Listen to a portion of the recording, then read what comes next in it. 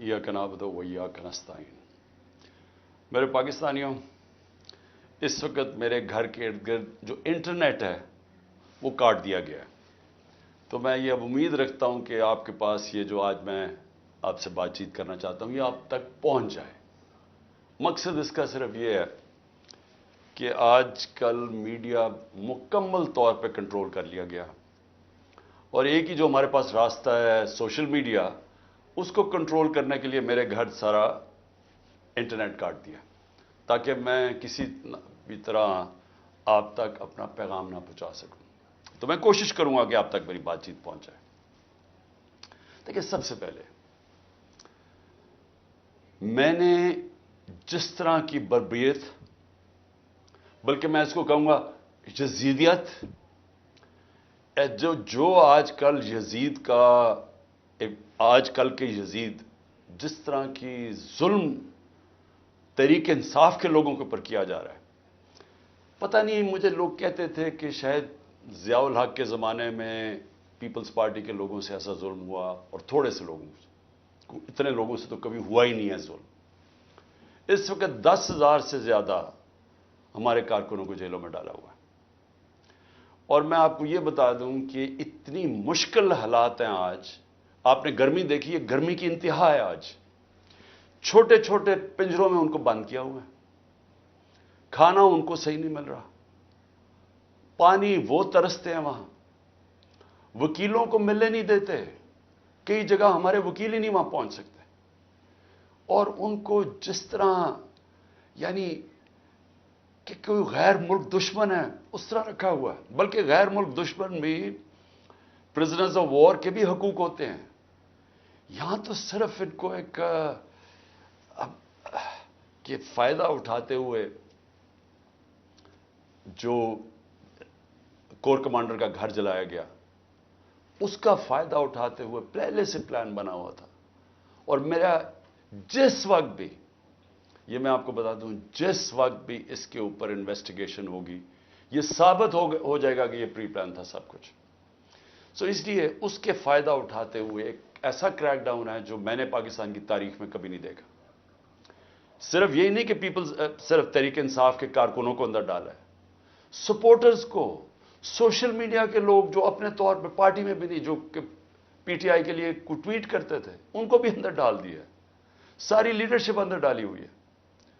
और निकलने का सिर्फ एक तरीका है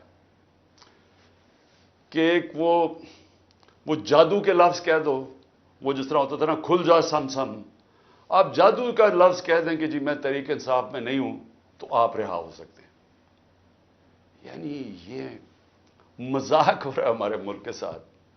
किसी भी दौर के अंदर मैंने ये नहीं देखा कि सिर्फ और सिर्फ आपके ऊपर, अगर आप नहीं कहते कि मैं तहरीक इंसाफ में हूं, तो आपके ऊपर जुल्म होंगे, तशद्दुद होगा, आपको इस जगह इस तरह की गर्मी के अंदर आपको दड़बों में बंद कर देंगे। लेकिन जब आप ये कहेंगे कि मैं तहरीक इंसाफ छोड़ रहा हूं, तो सब कुछ ठीक हो जाएगा, आपके सारे गुनाह माफ हो जाएंगे। और फिर मुझे जो हैरत है आज कि कोई ह्यूमन राइट्स की आवाजें नहीं निकल रही। वो जो लोग शोर मचाते थे आज़ादी सहाफत की और बड़ा जुल्म कर रहा है इमरान खान, वो किधर, यानी अब किधर गई है आज़ादी सहाफत? सारा मीडिया दबाया हुआ है, प्रोपेगेंडा चल रहा है, वन साइडेड चीजें जा रही हैं। हमारे लोग अब जाते हुए डरते हैं मीडिया के ऊपर को पकड़ के जेल में डाल देंगे। वन साइडेड चीजें चल रही हैं। लोग अब इतना खौफ और हिरासा फैलाया। और मैंने खुद कहा हुआ है अपने लोगों को कि चुप जाओ। मैं खुद कह रहा हूं अपने कारकुनों को, अपने ऑफिस बेरर्स को, अपने ओहदेदारों को, कोई जरूरत नहीं है आपको सामने आने की, अपने घरों में ना रहो, छुप जाओ। क्योंकि ये जो अंधेरी रात है, ये जो रात में सबसे ज्यादा अंधेरा है, ये ज्यादा देर नहीं चलता। और अल्लाह कुरान में कहता है कि उसको जो सबसे ज्यादा चीज पसंद है, मुश्किल वक्त में सब्र करना। सब्र करें। मुझे पूरी तरह एहसास है कि आपके ऊपर क्या गुजर रही है। लेकिन जो मुझे अफसोस है कि हमारे कोई भी ह्यूमन राइट्स के जो लोग हैं, वो डर डर के कुछ एक आध बयान आ जाता है। और फिर मैं सहाफ़ियों को कहूँगा, मैं समझता था कि हमारे सहाफ़ी बड़े प्रो डेमोक्रेसी हैं, چلے جی میرے بڑے خلاف ہوں گے لیکن ڈیموکریسی کے لیے تو ساتھ ہے. تو وہی جو تماشا ہے یہ کیسے دیکھ رہے ہیں؟ کیا ان کا کوئی ضمیر نہیں جاگ رہا؟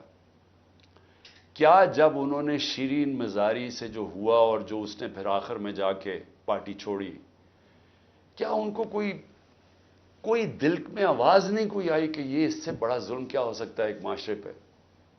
کوئی آپ کو یہ لگا نہیں جو عورتوں کی تنظیم ہے، جو عورتوں کے حقوق کے اوپر بات کرتی ہے، کہ ایک ایسی عورت جو بیوہ، والدہ اس کی بیوہ، بیٹی ایک جو اس کا دھیان رکھ رہی ہے، جو بلڈ پریشر کی مریض، اس سے جو انہوں نے کیا ہے اس گرمی کے اندر، کبھی ایک جیل میں لے کے جائیں، اس کے بعد ادھر سے نکال کے دوسرے جیل میں لے جائیں، ادھر عدالت اس کو ضمانت دے، کوئی اور کیس میں پکڑ کے لے جائیں، گجرات لے گئے اس گرمی کے اندر. تو بلڈ پریشر کی شیرین، ہمیں پتہ ہے اس کی صحت نے یہ اجازت ہی نہیں دینا تھا. میں نے تو شکر کیا کہ اس نے اس ظلم سے اپنے آپ کو بچانے کے لیے اس نے پارٹی سے ریزائن کیا. لیکن کس کو نقصان ہوا؟ پاکستان کی پالیٹکس کو نقصان ہوا. شیرین ہماری ٹاپ پارلیمنٹیرین تھی. میری کیبنٹ کے اندر وہ منسٹر تھی جو جس طرح وہ پڑھ لکھ کے ایک ایک ایشو کے اوپر آتی تھی، کوئی اور کیبنٹ منسٹر، ایک ہماری ڈاکٹر ثانیہ تھی، کہ اتنی محنت کر کے کبھی کیبنٹ میٹنگ میں نہیں آئی جو شیرین آتی تھی.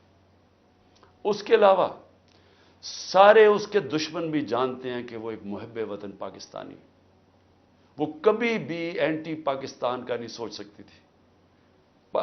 شیرین مظہری جان دے دے لیکن وہ ایک پاکستانی، پاکستان کے ہر کاز کے لیے کھڑی ہوتی تھی.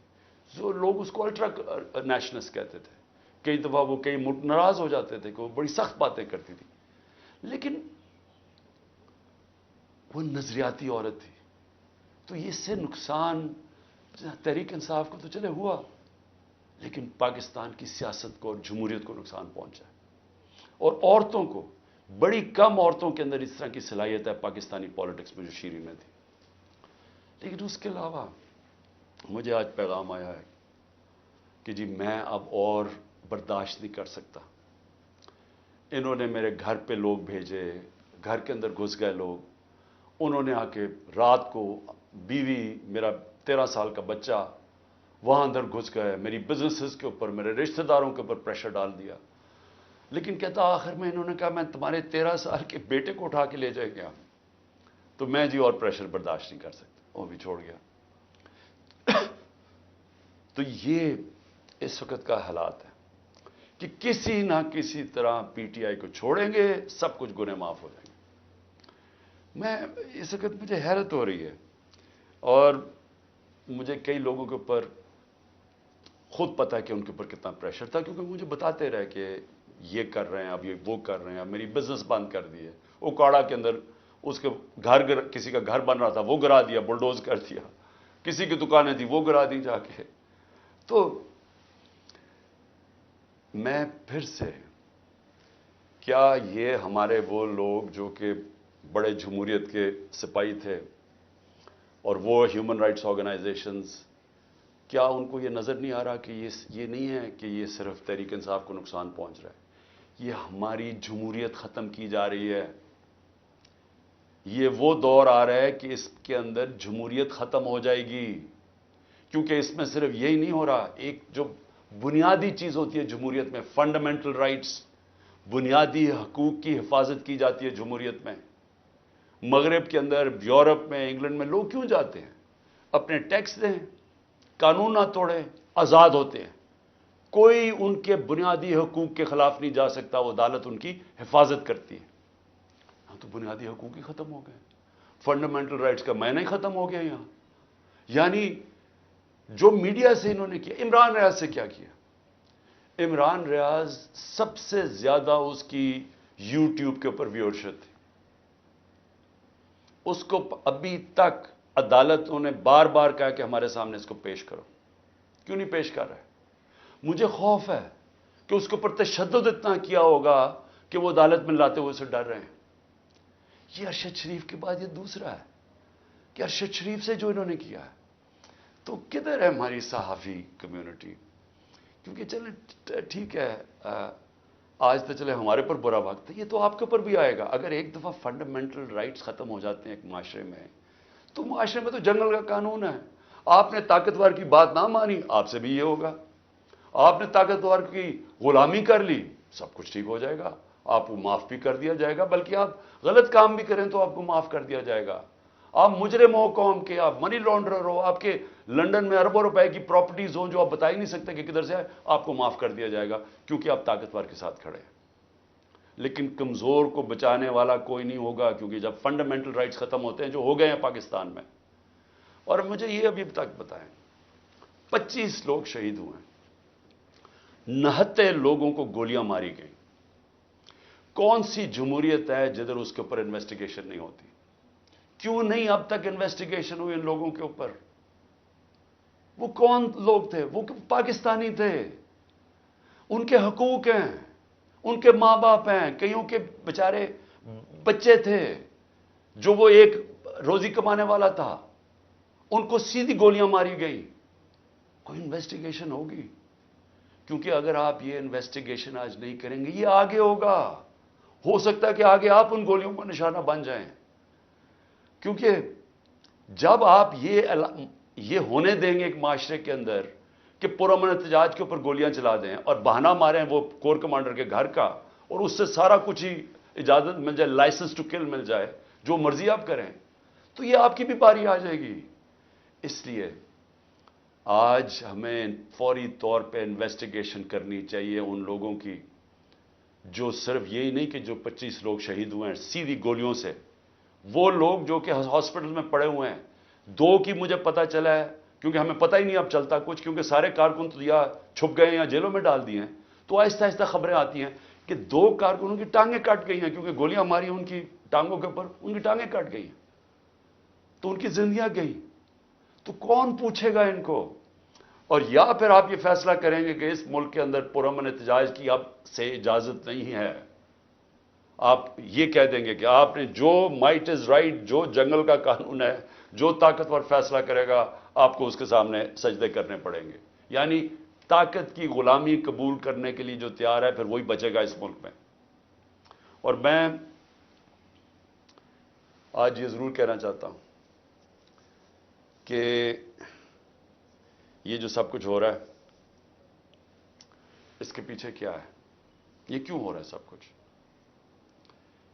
یا تو چلیں یہ سب کچھ ہو رہا ہو اور پاکستان کو اس سے کوئی فائدہ ہو رہا ہو، یا اس سے کوئی ملک چینج آ جائے، یا اس سے ایک دم یہ ہو، یہ جو ہمارے لوگوں کو چینج کر رہے ہیں، وہ پالیٹکس چھوڑ رہے ہیں، پی ٹی آئی کے لوگ، جو میں پالیٹکس چھوڑ رہا ہوں، وہ پریشر کے اندر سارے ہاتھ کھڑے کر رہے ہیں، تو کیا اس سے یہ ہوگا کہ پارٹی ختم ہو جائے گی؟ جو بھی یہ سوچ رہا ہے، جس کی بھی یہ سوچ ہے، خدا کے واسطے اپنا ذہن کو، اپنا ہیڈ ایگزامن کرواؤ، سوچو اس کے اوپر کہ آپ کیا کر رہے ہیں۔ کبھی آئیڈیا بھی مارا جاتا ہے اس ظلم سے، یعنی کبھی ایک نظریہ بھی اس طرح ختم ہوتا ہے۔ یہ جانوروں اور انسانوں میں فرق ہے۔ بھیڑ بکریوں کو آپ ڈنڈے ماریں، وہ سارا اس طرف لگ جائیں گے جدھر آپ چلائیں گے، لیکن یہ انسان ہے۔ اور جب انسانوں کے اندر ایک آئیڈیا آ جاتا ہے آزادی کا، وہ آپ ختم کر ہی نہیں سکتے۔ آپ جتنا مرضی ظلم و تشدد کریں، یہ آئیڈیا ختم نہیں ہونے لگا۔ اگر یہ آئیڈیا ختم ہونا ہوتا تو مقبوضہ کشمیر میں آج وہ ہاتھ کھڑا کر کے اور آرام سے چپ کر کے قبول کر لیتے ہندوستان کی غلامی۔ لاکھ سے اوپر کشمیری شہید ہو چکا ہے۔ کشمیریوں کے اوپر جو ہم آج ہمارے پہ ظلم ہو رہا ہے، یہ کشمیری 30 سال سے ہو رہا ہے ان کے اوپر۔ ان کے بھی گھروں میں گھس جاتی ہے رات کو پولیس، لوگ اٹھا کے لے جاتے ہیں، نوجوانوں کو اٹھا کے لے جاتے ہیں، جیلوں میں ڈال دیتے ہیں، ان کو بھی کوئی پوچھنے والا نہیں ہے، ان کے بھی کوئی فنڈامنٹل رائٹس نہیں ہیں، ان کے سارے لیڈروں کو بند کر دیا ہے، وہاں بھی میڈیا کے اوپر کنٹرول کیا ہوا ہے۔ لیکن جس وقت موقع ملے گا کشمیریوں کو اپنی آواز سنانے کا، ایک آواز سے سارا کشمیری کہے گا آزادی، ایک آواز سے کہیں گے آزادی۔ انہوں نے جتنی بربریت کی ہے ہندوستان نے وہاں، اس کا کیا ہوا ہے؟ اس کا نتیجہ یہ ہوا ہے کہ جو پرو انڈین پولیٹیشین تھے وہی ختم ہو گئے ہیں. اب جو انڈیا کی بات کرتا ہے اس کو کوئی ووٹ ہی دینے کے لیے نہیں تیار. تو بجائے وہ ان کو یعنی کامیاب ہونے کے انہوں نے اور ہی کشمیری لوگوں کو آزادی کی طرف دھکیل دیا. یہی ہو رہا ہے پاکستان میں. آپ جتنا مرضی کریں گے, کبھی کوئی پارٹی جس کا جب ووٹ بینک بن جاتا ہے, جو آج ماشاءاللہ تحریک انصاف کا بن گیا ہے, ان حربوں سے اس کو آپ ختم نہیں کر سکتے. یہ بڑھتی جائے گی اب پارٹی. لوگوں کے اندر غصہ ہے, یہ جو دیکھ رہے ہیں تماشا. کیا لوگ بیوقوف ہیں؟ ان کو نظر نہیں آ رہا کیا ہو رہا ہے؟ آپ بشک میڈیا کے اوپر جو مرضی کنٹرول کر لیں. لوگ, جب مجھے ابھی بھی یاد ہے جب ذوالفقار علی بھٹو کے ایوب خان کے دور میں جب اس کے اوپر سینسرشپ تھی, تو ہم اس کا ایک ایک فقرہ ڈھونڈا کرتے تھے. 2 لائنیں بھی ہوتی تھی. وہ اس وقت پاکستان ٹائمز یا وہ نوائے وقت ہوتا تھا یا جنگ ہوتا, ایک ایک فقرہ ڈھونڈتے تھے اس کا کہ وہ کیا کہا اس نے. اور اب سوشل میڈیا کا زمانہ ہے, تو اب آپ کیسے بند کریں گے؟ لوگوں کو تو انفارمیشن اب مل رہی ہے. لوگوں کو تو یہ پتا چل گیا کہ یہ سارا سٹیج مینج تھا, یہ پوری کانسپریسی کی ہوئی تھی, پری پلان بنا ہوا تھا. اب اس کے اندر کئی رائے ہیں کہ آئی بی نے کیا یا ایم آئی نے کیا. اس کے اندر تو سوشل میڈیا پہ اب چل رہی ہیں چیزیں, لیکن یہ پتا ہے کہ یہ پری پلان تھا کہ انہوں نے اس کا پورا فائدہ اٹھانا تھا تحریک انصاف کو ختم کرنے کے لیے. میرا صرف ایک پوائنٹ ہے کہ جو نظریے کو ظلم اور یزیدیت سے ختم کرنے کی کوشش کر رہے ہیں, ان کو ہیومن نیچر کا بھی نہیں پتا, ان کو انسانی تاریخ کا نہیں پتا, ان کو انسانی موومنٹس کا نہیں پتا. انہوں نے جب ایران کے اندر انقلاب آیا تھا وہاں بھی بڑی بربریت ہوئی تھی, انہوں نے بڑا ظلم کیا تھا ان لوگوں کے اوپر, لیکن نہیں روک سکے تھے. اس کو کوئی روک نہیں سکتا. میری یہ بات مان لیں, اس وقت یہ سارے لوگوں کو آپ پکڑتے جائیں, ہمارے سارے پارٹی کے, اور میں ویسے آج سلام کرتا ہوں ان لوگوں کو کہ اتنے پریشر کے باوجود ہماری لیڈرشپ کھڑی ہے آج, کہتی نہیں ہم تحریک انصاف میں. میں ان کو خاص طور پہ سلام کرتا ہوں کیونکہ مجھے پتہ ہے ان کے اوپر کیا گزر رہی ہے. لیکن فرض مال سارے بھی چھوڑ دیتے ہیں تحریک انصاف کو. میں آج آپ کو کہہ رہا ہوں, جس کو میں پی ٹی آئی کا ٹکٹ دوں گا وہ انشاءاللہ جیتے گا, اور وہ اس لیے جیتے گا کہ لوگ وہ فیصلہ کر بیٹھے ہیں.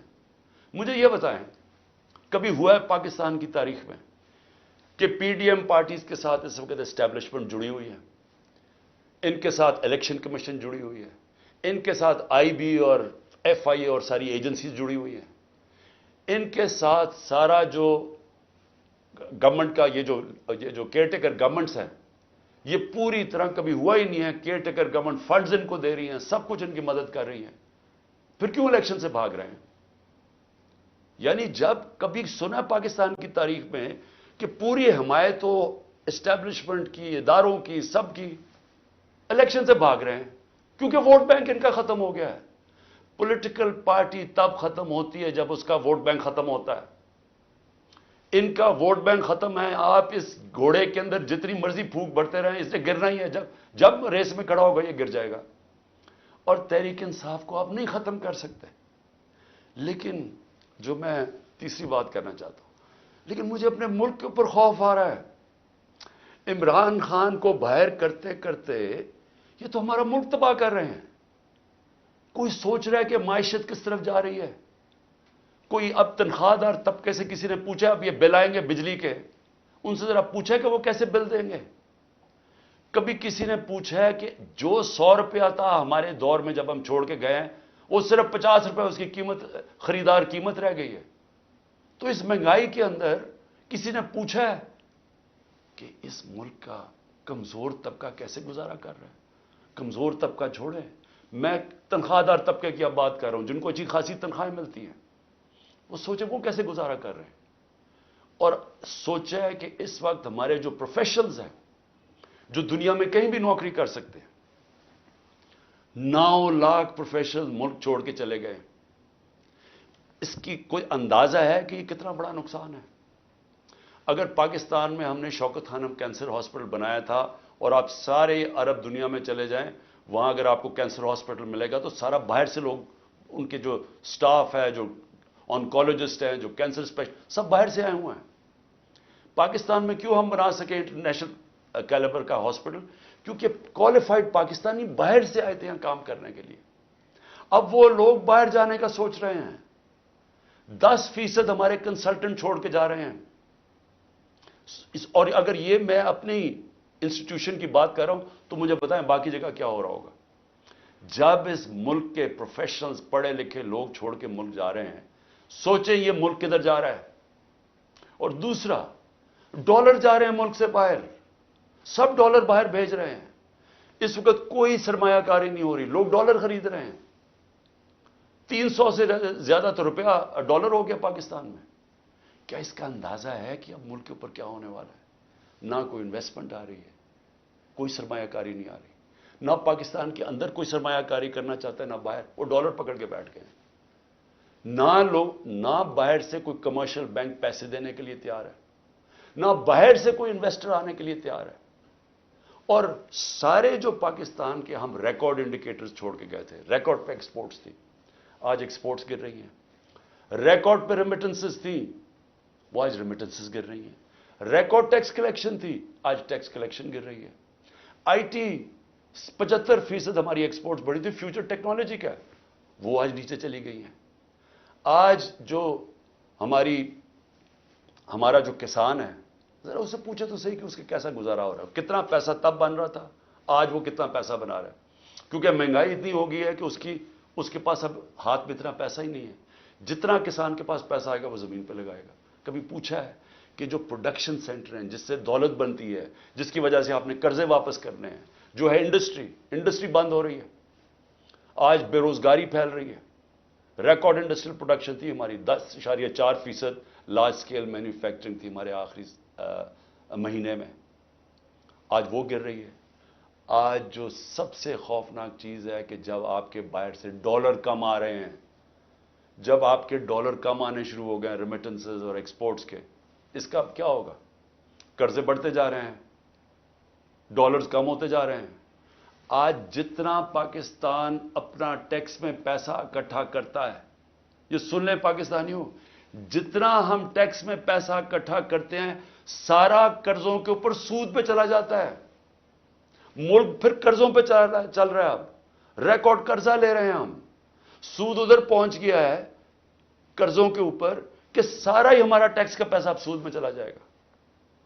تو میں یہ سوچنے کی کوشش کر رہا ہوں کہ کیا یہ جو لوگ یہ فیصلے کر رہے ہیں کہ عمران خان کو باہر رکھو, کیا ان کو نہیں نظر آ رہا کہ پاکستان ڈوب رہا ہے؟ کیا ان کو نہیں نظر آ رہا کہ ان کے پاس روڈ میپ ہی کوئی نہیں ہے؟ میں آج میں کمیٹی بنانے کے لیے تیار ہوں, ایک مذاکراتی کمیٹی. کسی سے بھی, وہ جو بھی اس وقت طاقتور لوگ ہیں, میں ان سے جا کے وہ بات کریں. وہ 2 چیزیں کر لیں, کیونکہ اور تو ابھی مجھے تو سمجھ نہیں آ رہی. ہم نے بڑی کوشش کی بات کرنے کی, جو یہ پہلے لوگ تھے وہ عجیب باتیں کرتے تھے کہ جی ہم تو اکتوبر میں الیکشن کروائیں گے. کیوں جی اکتوبر میں الیکشن کروائیں گے؟ بولے نا, وہ اس لیے کروائیں گے کہ یہ انہوں نے کرنا تھا ہمارے ساتھ, جب کرش ہو جائے گی تحریک انصاف تو تب الیکشن کروائیں گے. اور ان کے پاس کوئی جواب ہی نہیں تھا. میں یہ کمیٹی بناتا ہوں, میں 2 چیزیں کہتا ہوں, 2 چیزیں کرتے ہیں. اگر اس کمیٹی کو یہ بیٹھ کے کہہ دیں کہ جی عمران خان کے بغیر پاکستان بہتر ہو جائے گا اور آپ کے پاس کوئی سلوشن ہے, میں پھر سے کہتا ہوں کہ اس ملک کی خاطر میں چھوڑ دیتا ہوں, میں پیچھے ہٹ جاتا ہوں. اگر آپ یہ کمیٹی کو سمجھا دیں کہ میرے بغیر ملک بہتر چلے گا, چلے میں ملک کی خاطر یہ بھی چھوڑنے کے لیے تیار ہوں. یا دوسری چیز, یا اس کمیٹی کو یہ کہہ دیں کہ اکتوبر میں الیکشن کروانے سے پاکستان کو کیا فائدہ ہے. یہ تو ہمیں سمجھ آ رہی ہے کہ اکتوبر تک تحریک انصاف کو ان کا خیال ہے کرش کر دیں گے, لیکن پاکستان کو کیا فائدہ ہے؟ ہم کیوں اکتوبر تک انتظار کر رہے ہیں جب ملک نیچے جا رہا ہے؟ یا یہ 2 چیزیں کنونس کر دیں. میں اس کی کمیٹی بناؤں گا, میں انشاءاللہ کل اناؤنس کر دوں گا. لیکن میں آج آخر میں 2 چیزوں پہ ختم کرتا ہوں. ایک تو آخر میں تو میں القادر کے اوپر بات کرنا چاہتا ہوں, جو 4 گھنٹے میں 4.5 گھنٹے مجھے نیب میں بٹھایا کل انہوں نے, اس کے اوپر بات کرنا چاہتا ہوں. لیکن اس سے پہلے میں اپنے سپریم کورٹ کے ججز سے آج اپنی قوم کی طرف سے اپیل کرتا ہوں. دیکھیں, آپ اس وقت ہماری آخری امید ہے. پاکستان میں اب رول آف لا ختم ہو چکا ہے. آئین اس ملک کے اندر تقریباً ختم ہو چکا ہے.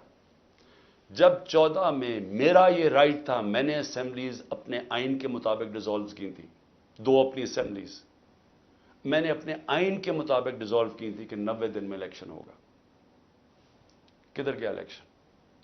14 مئی کی انہوں نے ڈیٹ دی چیف جسٹس صاحب نے اور سپریم کورٹ. 14 مئی گزر گئی، کسی کو کچھ فرق ہی نہیں پڑا. تو اس کا مطلب تو آئین جب آپ کا گیا ہے تو رہ گیا جنگل کا قانون. اب تو اس میں مطلب کہ جو طاقتور وہ فیصلہ کرے گا کون سا آئین کی شکل پہ چلنا ہے. اس نے نظریہ ضرورت تو شروع ہو گیا پاکستان میں. میں اپنے سپریم کورٹ کے ججز کو، مجھے پتہ ہے آپ کے اندر اختلافات ہیں، دیکھیں ملک کے لیے بہت ضروری ہے. آپ نے اگر اس ملک کی جمہوریت کو نہ بچایا اور آخری امید اب آپ رہ گئے، یہ تاریخ آپ کو معاف نہیں کرے گی. کیونکہ جا رہا ہے جس طرح پاکستان جا رہا ہے، یہ ساری ہماری ڈیموکریسی کو ڈسمینٹل کیا جا رہا ہے. سارے جو جمہوریت کے ادارے ہیں وہ ایک ایک کر کے تباہ کیے جا رہے ہیں. یا جمہوریت نہیں ہے اب. ہم تو میں بیٹھا ہوتا ہوں ہر روز کہ کس دن آ کے مجھے پکڑ لیں گے، ایک دم انٹرنیٹ بند کر دی پکڑ کے. یعنی کون سی جمہوریت میں ہوتا ہے؟ سارے لوگوں کو جیلوں میں ڈالتے. مجھے یہ نہیں پتا میں اب کسے کانٹیکٹ کسے کروں. میرے سے کانٹیکٹ ہی کوئی نہیں ہو رہا، نہ مجھے لیڈرشپ ملتی ہے نہ کوئی ملتا ہے. جو میں زوم پہ میٹنگ کرتا تھا انہوں نے وہ انٹرنیٹ بند کر زوم ہی ختم کر دیا. تو میں تو تیار بیٹھا ہوں کہ جو بھی کرنے کے لیے آئیں گے، جب بھی پکڑیں گے، میں تو خیر تیار بیٹھا ہوں، ہر روز تیار ہوتا ہوں. لیکن میں آپ سے سپریم کورٹ کے ججز صاحبان، دیکھیں قوم آپ کی طرف دیکھ رہی ہے اور یہ آپ کی یونٹی اس قوم کے لیے بہت ضروری ہے. آپ کے اوپر اب ہے کہ اس ملک کی جمہوریت کے لیے سٹینڈ لیں. آپ کے لیے ضروری ہے کہ اس ملک کو آپ بچائیں کہ یہ ٹوٹل جنگل کا قانون، بنانا ریپبلک بن رہا ہے ہمارا ملک. یہاں کسی شہری کو اس وقت جو آج آواز اٹھاتا ہے، کوئی تنقید کرتا ہے، اس کو یا اٹھا کے لے جاتے ہیں یا اس کو مارے پڑتی ہیں یا ان کی بزنسز بند کر دیتے ہیں. یعنی یہ تو ایسے لگ رہا ہے کہ ہم وہ ہٹلر کے گسٹاپو کے دنوں میں بیٹھے ہوئے ہیں. یعنی ہمارے لیے تو وہ دن آ گئے ہیں. تو موزز سپریم کورٹ کے ججز صاحبان، یہ آپ کے اوپر بہت بڑی ذمہ داری ہے اور اللہ ان لوگوں کو، جن لوگوں کو ذمہ داری دیتا ہے، ان کے اوپر امتحان بھی بڑا ڈالتا ہے. یہ آپ کے اوپر ہے ہماری جو رئیس جمہوریت ہے اس کو بچانا، کیونکہ ہمیں اور اب کوئی امید نہیں نظر آ رہی. آخر میں القادر کے اوپر دیکھیے جی، اب آپ نے ایسے سمجھنا ہے کہ یہ ساری جو ایک کیبنٹ کے اندر فیصلہ ہوا تھا 3 دسمبر 2019 میں، اب آپ نے ایسے دیکھنا کہ آپ میرے کیبنٹ ممبرز ہیں اور آپ نے کیا فیصلہ کرنا ہے. یہ میں نے اب سارا میرا جو کیس بنا ہوا ہے وہ یہ کہہ رہے ہیں کہ یہ عمران خان آپ نے فیصلہ غلط کیا. آپ نے یہ فیصلہ اس لیے کیا کہ وہ القادر ٹرسٹ جو 1 سال پہلے بننا شروع ہو گیا تھا، آپ نے فیصلہ کیا اور اس کی گراؤنڈ بریکنگ ہو گئی تھی اس سے 7 مہینے پہلے. لیکن یہ کہہ رہے ہیں کہ وہ القادر ٹرسٹ میں کیونکہ آپ کو فائنینشلی فائدہ ہوا جو کہ نہیں ہوا، اس لیے آپ نے یہ غلط فیصلہ کیا. اب یہ فیصلہ کیا تھا ذرا آپ نے سمجھنا کہ آپ میرے کیبنٹ ممبر ہیں. کیبنٹ کے سامنے یہ چیز رکھی گئی کہ جی ہمارے ایک ملک ریاض کے اور این سی اے ہوتا ہے نیشنل کرائمز، ان کی نیشنل کرائم ہوتی ہے ایجنسی. وہ این سی اے نے ملک ریاض کے پیسے فریز کر دیے 190 ملین پاؤنڈ انگلینڈ کے اندر. اور ورڈ یہ سنیں، انہوں نے کہا یہ سسپیشس ٹرانزیکشن ہے. انہوں نے منی لانڈرنگ نہیں کہا، انہوں نے کہا کہ ہمیں شک ہے کہ یہ پیسہ یہ وائٹ پیسہ نہیں ہے، بلیک کا پیسہ. انہوں نے پیسے فریز کر دیے. ملک ریاض اور این سی اے کے بیچ میں ایک اگریمنٹ ہو جاتی ہے، ان کے وکیل اگریمنٹ کر لیتے ہیں. اس اگریمنٹ کے تحت یہ فیصلہ ہوتا ہے، ملک ریاض کہتا ہے کہ یہ جو 190 ملین پاؤنڈ ہے یہ میں پاکستان میں جو میں نے سپریم کورٹ کو وعدہ کیا تھا، جو میرے اوپر جرمانہ لگا تھا، میں یہ اس اکاؤنٹ میں ڈالنا چاہتا ہوں سپریم کورٹ کے.